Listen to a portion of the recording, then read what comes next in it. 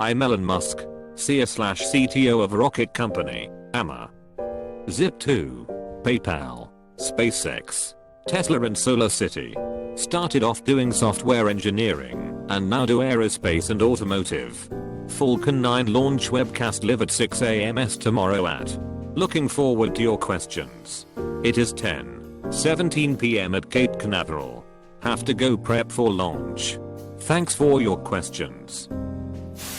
Brief question here from someone that is interested.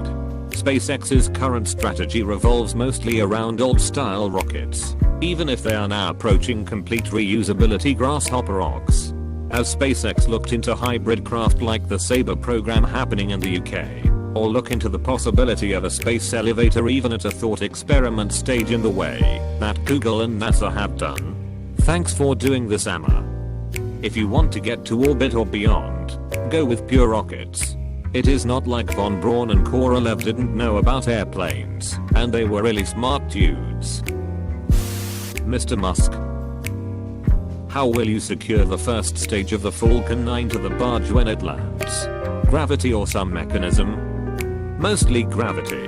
The center of gravity is pretty low for the booster, as all the engines and residual propellant is at the bottom. We are going to weld steel shoes over the landing feet as a precautionary measure. In order to use the full MCT design, 100 passengers. Will BFR be 1 core or 3 cores? At first, I was thinking we would just scale up Falcon Heavy, but it looks like it probably makes more sense just to have a single monster boost stage. Nice to see you are doing things the Kerbal way. Europa. Attempt no landing there. True or false? There should definitely be a science mission to Europa. What daily habit do you believe has the largest positive impact on your life? Showering. I do that too.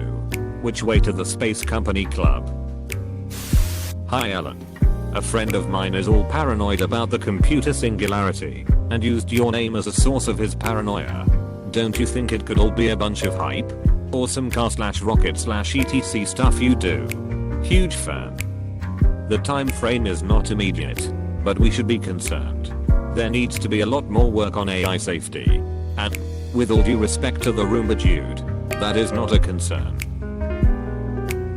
I'm kind of giddy and starstruck, but I'm more completely at a loss that the guy that owns Tesla, the guy that owns a company that is putting a rocket into space tomorrow, just sent me a video of a cat riding a Roomba chasing a duck. What just happened? I was having the worst day, and now everything seems alright. Heck yeah. Previously, you've stated that you estimate a 50% probability of success with the attempted landing on the automated Spaceport drone ship tomorrow. Can you discuss the factors that were considered to make that estimation? In addition, can you talk more about the grid fins that will be flying tomorrow? How do they compare to maneuvering with cold gas thrusters? I pretty much made that up. I have no idea. The grid fins are super important for landing with precision. The aerodynamic forces are way too strong for the nitrogen thrusters. In particular, achieving pitch trim is hopeless. Our atmosphere is like molasses at Mach 4. Can you help me with Kerbal Space Program? Hi Elon. I currently work for Toyota Tsusho in Fremont doing the wheel assembly for Tesla. I want to let you know how proud I'm to be, however minutely linked to such a powerful and positively influential company such as yours. Keep doing the good work, sir. You are an inspiration to not only myself, but countless others around the world. My question. You seem to have had to deal with a tremendous amount of adversity in a few of your ventures. Do you have any advice for those dealing with seemingly insurmountable adversity? There is a great quote by Churchill. If you're going through hell, keep going. TL. Doctor, how do you learn so much so fast? Lots of people read books and talk to other smart people, but you've taken it to a whole new level.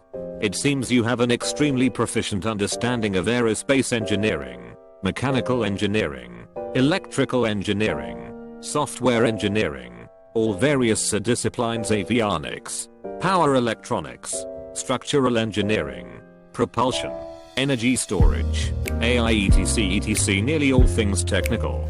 I know you read a lot of books and you hire a lot of smart people and soak up what they know, but you have to acknowledge you seem to have found a way to pack more knowledge into your head than nearly anyone else alive. Do you have any advice on learning? How are you so good at it? I do kinda feel like my head is full. My context switching penalty is high and my process isolation is not what it used to be. Frankly, though, I think most people can learn a lot more than they think they can. They sell themselves short without trying. One bit of advice. It is important to view knowledge as sort of a semantic tree. Make sure you understand the fundamental principles, i.e. the trunk and big branches, before you get into the leaves/details, or there is nothing for them to hang on to. I see you haven't forgotten your computer science roots trunk. Hopefully you are still thread safe.